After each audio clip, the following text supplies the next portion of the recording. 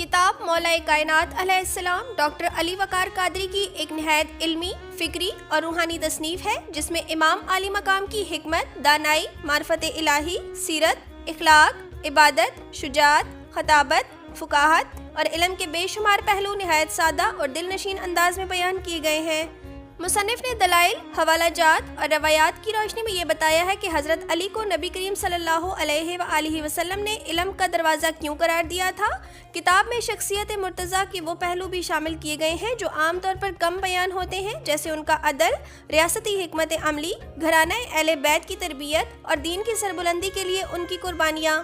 یہ کتاب علم دین سے دلچسپی رکھنے والوں، سیرت اہل بیت پڑھنے والوں، خطبہ، طلبہ، اساتذہ اور ہر اس شخص کے لیے ضروری ہے جو حکمت، کردار سازی اور ایمان کی گہرائی سمجھنا چاہتا ہو۔